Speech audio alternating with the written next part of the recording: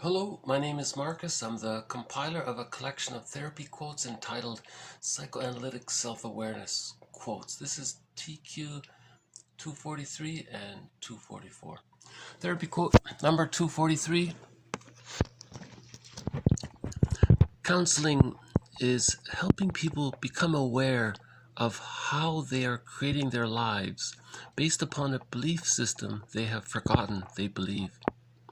Clients run into difficulty when their belief systems, scripts, personal myths no longer seem to fit, and they must distort reality to their myths to such a degree that their lives become non-functional or have too much psychic pain.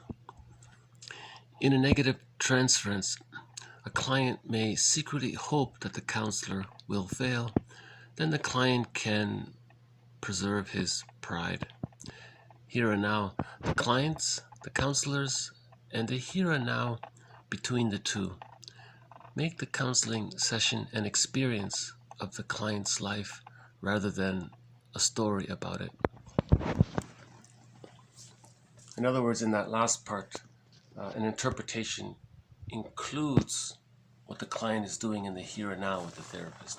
So typical interpretation threads the pattern, what he learned in childhood, how that's reoccurring in his life, and to see it in the here and now between the client and the therapist.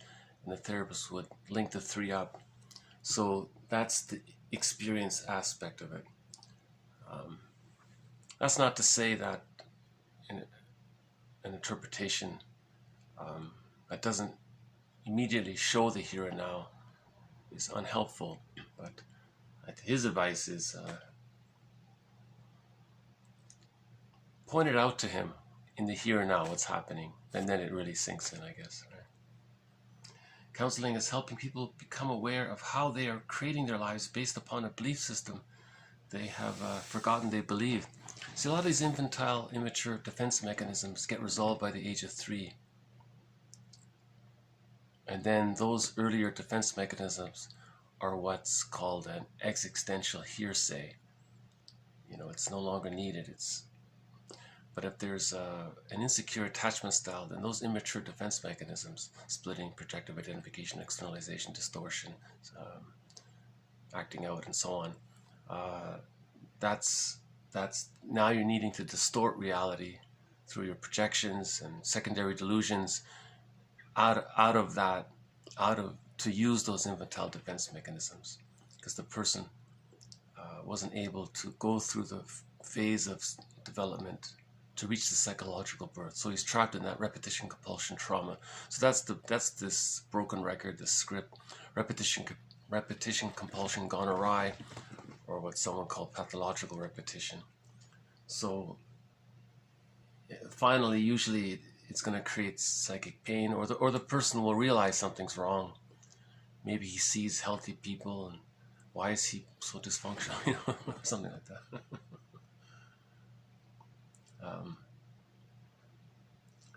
Yeah, so it doesn't fit anymore. He's no longer a baby with his mother.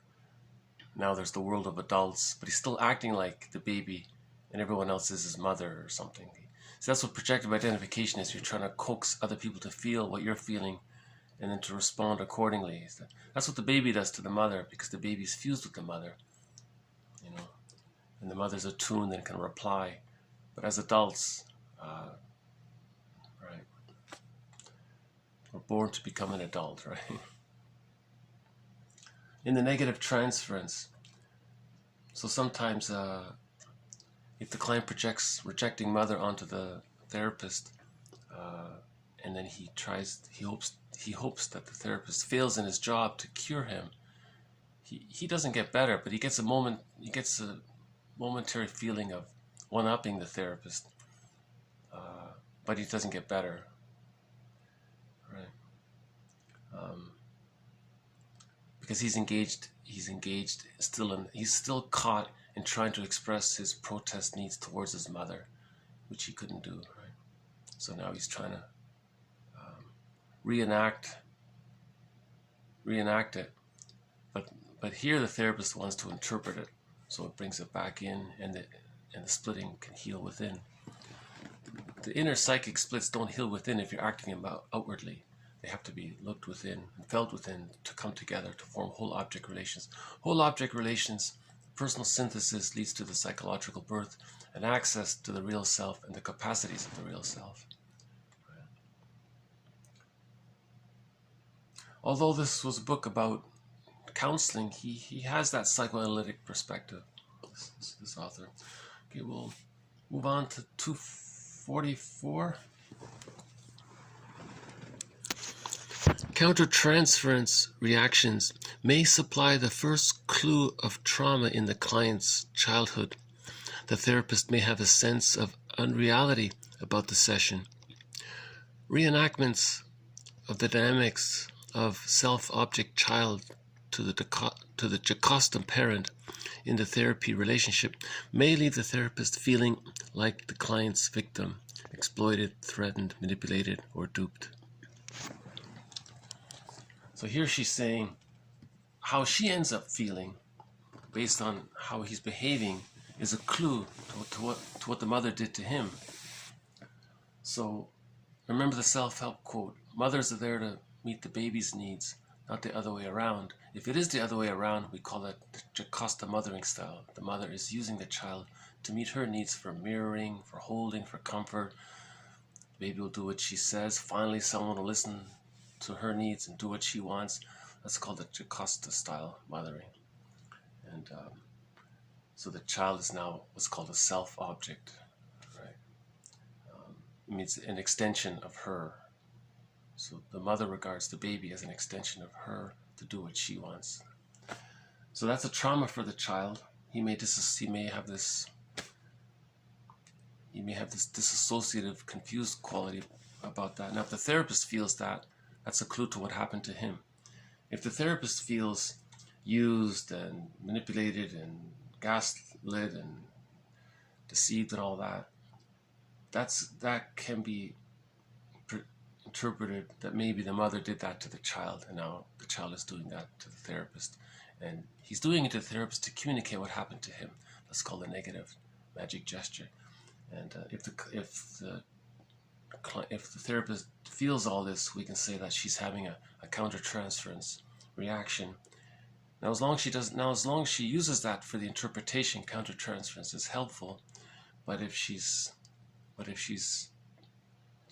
can't deal with the anxiety of it and acts it out, now she's engaged in countertransference, acting out, and she's colluded, and then they're caught in the negative symbiosis, and therapy doesn't take place anymore after that point. Unless she can catch herself and apologize and explain it, then there can be that rupture repair process in the relationship. Okay, so I'll just read through the two once more. Counseling is helping people become aware of how they are creating their lives based upon a belief system they have forgotten they believe.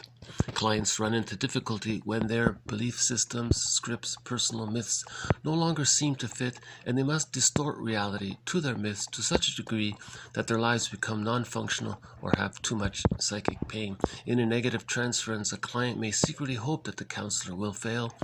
Then the client can feel proud. Here and now, the clients, the counselors, and the here and now between the two make the counseling session include an experience of the client's life rather than only a story about it. Countertransference reactions may supply the first clue of trauma in the child's childhood. The therapist may have a sense of unreality about the session. Reenactments of the dynamics of the self-object child to the Jocasta parent in the therapy relationship may leave the therapist feeling like the client's victim, exploited, threatened, manipulated, or duped. So that's interesting that, if the therapist feels like, what did she say? If the therapist, there's a sense of unreality. It's interesting that a client would be able to let the therapy feel that there's something unreal. Because that's what trauma does. You're in denial. so-called depersonalization or derealization when there's trauma. Philip Bromberg had that list of phrases describing the after effects of trauma, which he called an emotional tsunami. And these elements can make themselves known non-verbally to the therapist. Right? And Masterson says, you don't look for trauma, you don't search for evidence of trauma. It'll reveal itself naturally on its own. In the meantime, you offer interpretations and build the ego and help integrate this, synthesize the unhappiness is a malady of the personal synthesis. You want to heal that inner conflict, the splitting, and then memories of the trauma will come up in the process on their own. And then Masterson says he sort of stands back and offers more of that presence. He's not active that much anymore if the client is reliving or digesting his unpleasant memories. He won't interfere at that point. But otherwise, the idea is to build the ego, strengthen the ego, enhance the ego, support the ego, endorse the client's ego, his adult mind, support it, and then that's first. So you don't look for the trauma first. You just keep building the ego, and then the healing comes with it. Right? The mourning comes with it.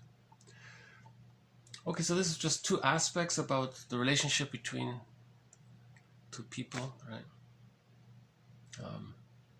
I like that first one.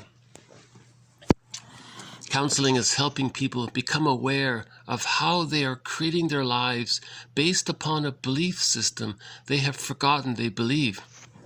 That's quite a nice way of putting it. He's creating his life. He's living his life based upon a belief system, but he's forgotten what that belief system is. So, for example, if basic trust was never established and there's no ontological security, there's no holding introject, and he acquires a belief system based on that, and he's still living that belief system. Right? Then he has to distort reality to fit that belief system. You see? So, an insecure attachment style, he's going to create. He's not going to live in the present because he's still caught in the repetition compulsion of trying to master the trauma.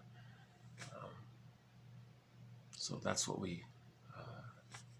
So the therapy is a chance to integrate the splits, because by the age of 3, the representation of the mother as being frustrating and satisfying, they come together to form a whole object.